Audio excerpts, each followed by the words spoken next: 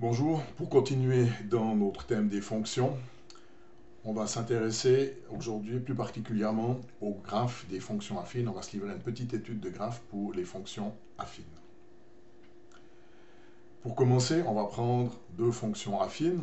Une première fonction f qui à x associe 2x moins 2 et une seconde fonction g qui à x associe moins une demi de x plus 3.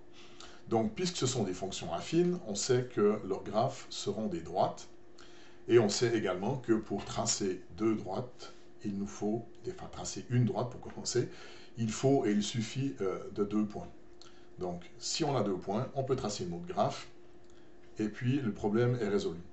Donc, l'idée là derrière, c'est de trouver une méthode simple pour arriver à déterminer 2 points qui se trouveraient sur les graphes associés à ces formes fonctionnelles.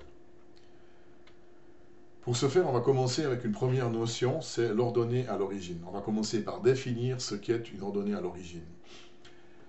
Par ce terme, on entend l'image de l'abscisse 0. Concrètement, on imagine une fonction donnée f de x égale à x plus b. On va chercher l'image de l'abscisse 0 par cette forme fonctionnelle pour obtenir sa valeur sur y. Donc, on va obtenir ici, à partir d'une abscisse 0, une valeur sur y, une ordonnée de 0, y0, et c'est ça, cette ordonnée qu'on appelle l'ordonnée à l'origine. Si on reprend avec les exemples précédents, je prends ma fonction f ici, où je mets 0 donc en entrée, 2 fois 0, puisque j'avais 2 fois x moins 2, donc 2 fois 0 moins 2, ceci se trouve annulé, il me reste le moins 2, et ce moins 2, c'est l'ordonnée à l'origine de la fonction f, puisque c'est l'image de 0. Je procède de même avec la fonction g. Moins une demi de x plus 3, ça va devenir moins une demi de 0 plus 3. Ceci s'annule, donc il me reste le plus 3. Et ce plus 3, c'est l'ordonnée à l'origine de la fonction g.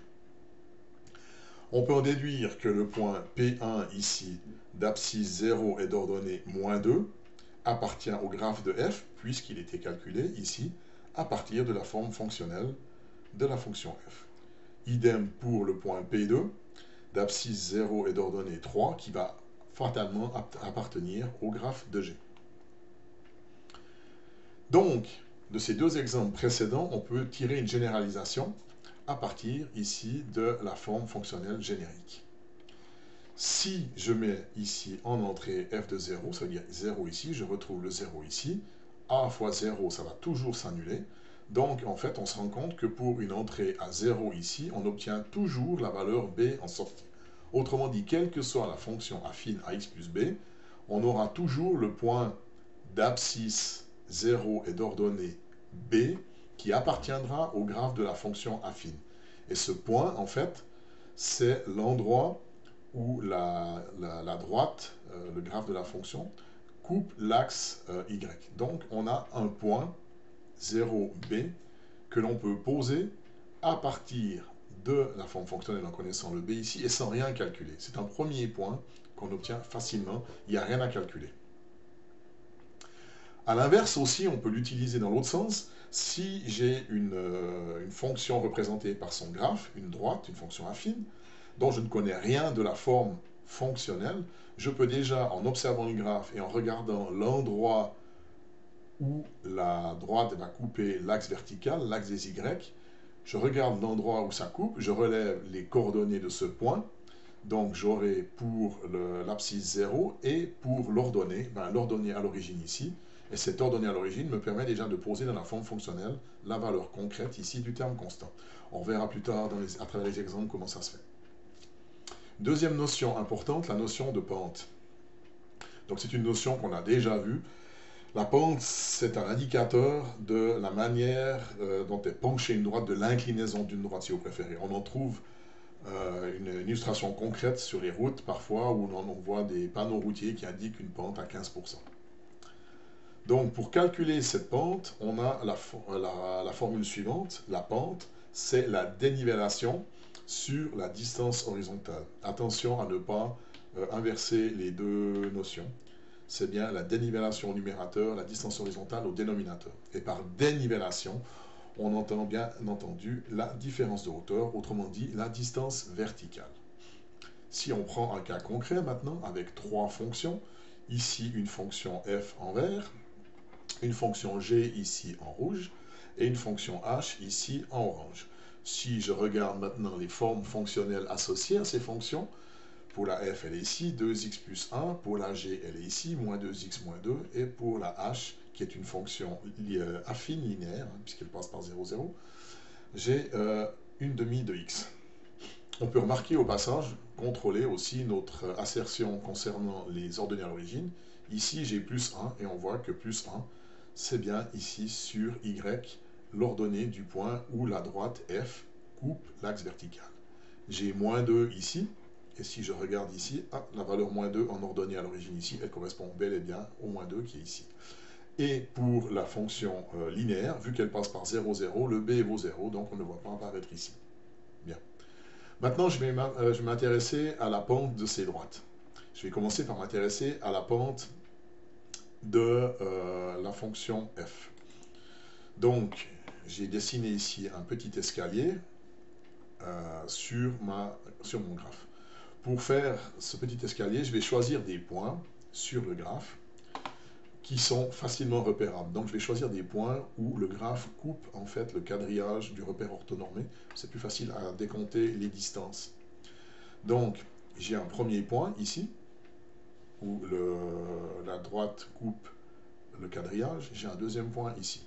Pour passer du premier point au deuxième point, je dois monter de 2 pour une distance horizontale de 1. Donc je monte de 2, distance verticale d'énivellation 2, distance horizontale 1. 2 sur 1, ça me donne 2. Donc ma pente, ici, elle vaut 2. Je fais la même chose avec la fonction g. Je pars d'un premier point où la droite coupe le quadrillage vers un deuxième point où la droite coupe le quadrillage. Et je me rends compte que pour passer de ce premier point au deuxième point, je dois descendre de 2 pour une progression horizontale de 1. Quand on descend, c'est une distance négative, donc moins 2 sur 1, une pente de moins 2. Je fais de même pour la fonction h ici. Donc un premier point où ça coupe le quadrillage, un deuxième point où ça coupe le quadrillage, des points facilement repérables par leurs coordonnées, donc c'est l'intérêt de la chose. Et je remarque que pour passer de ce point à ce point, je progresse verticalement de 1 unité pour une progression horizontale de 2 unités. Donc, une pente de 1 sur 2. On remarquera au passage que si on va dans un ordre croissant des abscisses et que l'on marche, on imagine marcher sur la droite ici, lorsque la droite nous fait monter, on a une pente positive, et là, lorsque la droite nous fait descendre, on a une pente négative. L'autre fait marquant ici, c'est de mettre en lien cette pente calculée, ici, ici et ici, avec nos formes fonctionnelles. Et on remarque très vite que, en fait, le 2, on le retrouve ici, le moins 2, on le retrouve ici, et le 1/2, on le retrouve ici. Donc, en fait, la pente des graphes correspond ici, ici et ici au coefficient de la variable x. Donc l'utilisation, maintenant, on repart de la forme fonctionnelle générique avec un x qui associe à x plus b. Donc ce qui va nous intéresser, c'est le a qui est là. Ce a, il correspond à la pente de la droite associée à la forme fonctionnelle.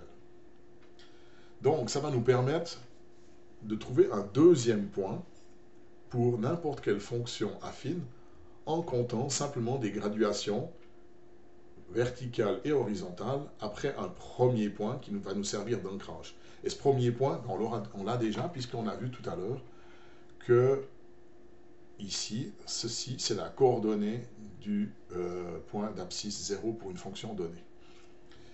La pente, on peut l'utiliser aussi comme précédemment pour l'ordonnée dans l'autre sens, à partir du graphe, si l'on ne connaît rien de la forme fonctionnelle qui a produit ce graphe, on peut observer le graphe, repérer des points faciles à décompter. À partir de ces points faciles à décompter, on va calculer la pente. Et dès qu'on a calculé la pente, en fait, on a calculé le coefficient A ici de la forme. Donc à partir du graphe, on connaît l'ordonnée à l'origine, on connaît la pente, donc on connaît toute la forme fonctionnelle.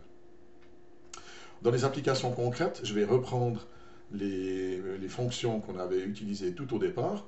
Ici, j'ai la fonction à x, j'associe 2x moins 2. Donc la première chose, c'est d'avoir un ancrage, un point de départ. Et cet ancrage, il est facile, c'est un point qu'on peut trouver facilement, on l'a vu tout au départ.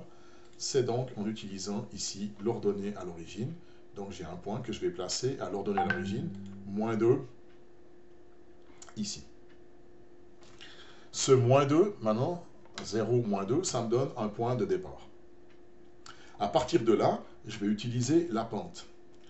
Donc la pente, ça veut dire 2, autrement dit 2 sur 1, c'est toujours préférable de transformer un nombre entier en fraction, puisque la pente se définit comme une fraction avec une distance verticale divisée par une distance horizontale. Donc 2 de verticale pour 1 d'horizontale. On applique ça, 2 de verticale, 1 d'horizontale, je trouve un point. J'ai mes 2 points, et on a vu tout au départ que c'est ce que l'on cherche pour tracer une droite, 2 points, et je trace ma droite. Donc là, j'ai rien calculé. J'ai juste utilisé les notions ici, les poser dans le graphe, simplement sans rien calculer, et j'obtiens mon graphe associé. On va le faire une deuxième fois, avec cette fois la deuxième fonction qu'on avait placée au départ. Donc de nouveau, je vais me servir d'ancrage ici avec l'ordonnée à l'origine. Donc je vais placer un premier point au point 0,3, donc ici. Maintenant, j'ai ma pente qui est donnée à moins une demi. Ça sous-entend que je vais devoir descendre de 1 pour une progression verticale, descendre de 1 pour une progression horizontale de 2. Donc horizontale 2, je descends de 1 et je trouve mon deuxième point. 2 points donnés, je peux tracer ma droite, et j'obtiens mon graphe de manière simple. Voilà, il ne me reste plus qu'à essayer d'appliquer ça concrètement pour voir que c'est vraiment quelque chose de facile à utiliser et que ça vous fait gagner beaucoup de temps.